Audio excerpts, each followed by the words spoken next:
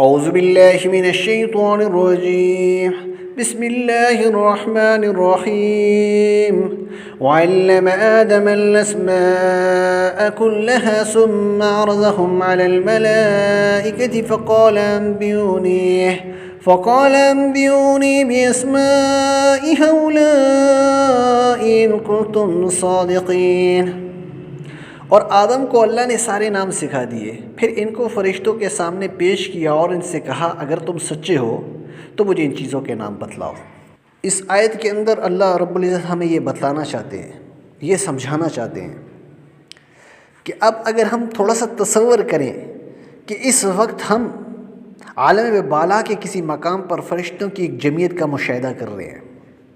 عالم بالا اس جگہ کو کہتے ہیں جہاں پر فرشتوں کی جماعت موجود ہوتی ہے۔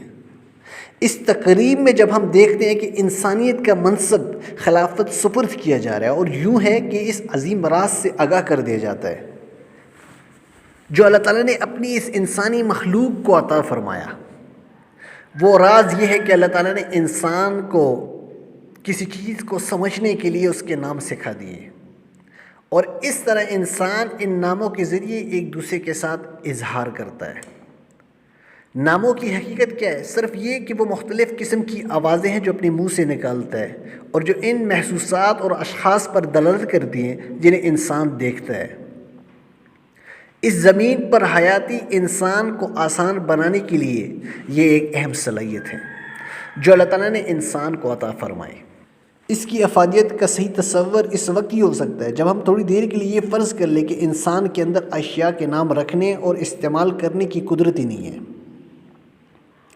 یعنی انسان کے اندر اس بات کی قدرت نہیں ہے کہ وہ کسی چیز کا نام لے سکے اور اسے استعمال کر سکے۔ اب دیکھیے ایک دوسرے کو سمجھنے میں اور باہم معاملات طے کرنے میں کیا مشکلات پیش آتی ہیں جن سے اچانک یہ دوچار ہو جاتے ہیں۔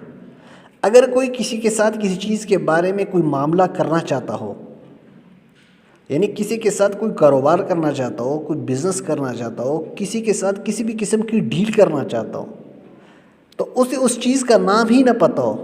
یہاں پہ بالفرض ہم کسی گنگے کو لے لیتے ہیں۔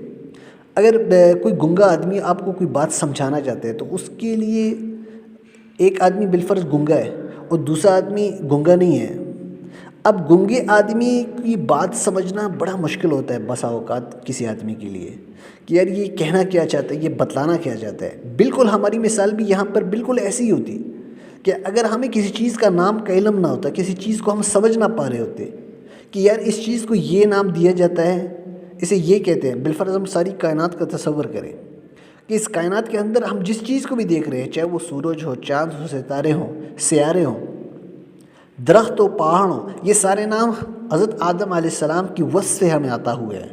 اگر ان چیزوں کے نام ہمیں نہ پتہ ہوتے تو ہم دنیا کے اندر کیسی زندگی بسر کر رہے ہوتے؟ ہمارے لیے یہ زندگی گزارنا بڑا مشکل ہو جاتا۔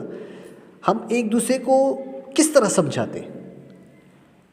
ایک دوسرے کو سمجھانا ہمارے لیے بے حد مشکل ہو جاتا۔ اس طرح ہم جب کسی دکان پہ جاتے ہیں، کوئی چیز خریدنا چاہتے ہیں تو ہمیں اس چیز کا نام اگر آتا ہے تو ہمارے لیے وہ چیز خریدنا ایزی ہو جاتا ہے۔ اگر ہمیں نام ہی نہ آتا ہو تو بسا اوقات آپ نے کبھی غور کیا ہوگا، بعض دفعہ کوئی ایسا کسٹمر آ جاتا ہے جسے چیز کا نام کے بارے میں پتہ نہیں ہوتا تو وہ ادھر ادھر کی اشارے کرتا ہے، یار فلاں چیز یہ ایسی ہوگی، یہ ایسی ہے، اس کا سائز اتنا ہوتا ہے۔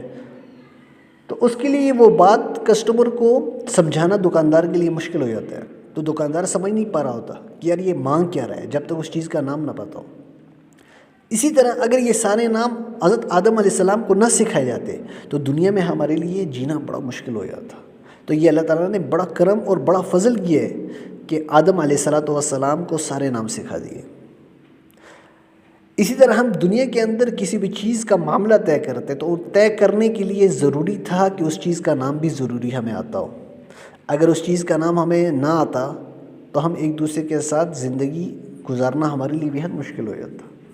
اگر اللہ تعالیٰ نے حضرت انسان کو یہ راز نہ بتاتے کہ ہر معنی و مفہوم کا اظہار ان ناموں کے ذریعے ہو سکتا ہے تو ہماری زندگی 2 قدم بھی آگے نہ بڑھ سکتی تھی۔ رہے فرشتے تو انہیں اس کی قابلیت کی ضرورت ہی کیا تھی؟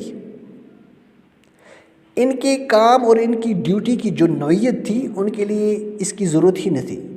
وہ ہر چیز کے نام کو جانے، اس لیے اللہ تعالیٰ نے اس وقت فرشتوں کو یہ راز نہ بتایا تھا جب اللہ تعالیٰ نے آدم علیہ السلام کو یہ راز بتایا، اور فرشتوں کے سامنے جب یہ چیزیں پیش کی گئی تو انہیں وہ ان کے نام نہ بتا سکے۔ وہ یہ نہ جانتے تھے کہ مختلف چیزوں اور اشخاص کا نام رکھ کر الفاظ کے ذریعے انہیں بسہولت سمجھا جا سکتا ہے۔ اس بات کا علم فرشتوں کو نہ تھا۔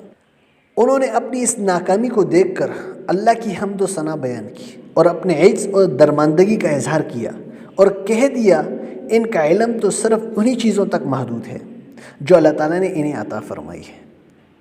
اس طرح اللہ تعالیٰ نے حضرت آدم علیہ السلام کا تعارف کرایا، اور آخر میں نتیجہ بحث کے طور پر یوں ہوا کہ اللہ تعالیٰ کی حکمت اور وسعت علم کی رہنمائی ہوئی۔ اس کے جواب میں اللہ رب العزت نے فرمایا، میں نے تم سے کہا نہ تھا کہ آسمان اور زمین کی وہ ساری حقیقتیں جانتا ہوں جو تم سے مخفی ہیں؟ جو کچھ تم ظاہر کرتے ہو وہ بھی مجھے معلوم ہے، اور جو کچھ تم چھپاتے ہو اسے بھی میں جانتا ہوں۔ تب فرشتوں نے اس کے جواب میں فرمایا، قالوا سبحانک لا علم لنا الا ما علمتنا انک انت العلیم الحکیم۔ وہ بول اٹھے، آپ ہی کی ذات پاک ہے، جو کچھ علم آپ نے ہمیں دیا ہے اس کے سوا ہم کچھ نہیں جانتے، حقیقت میں علم و حکمت کے مالک تو صرف آپ ہیں۔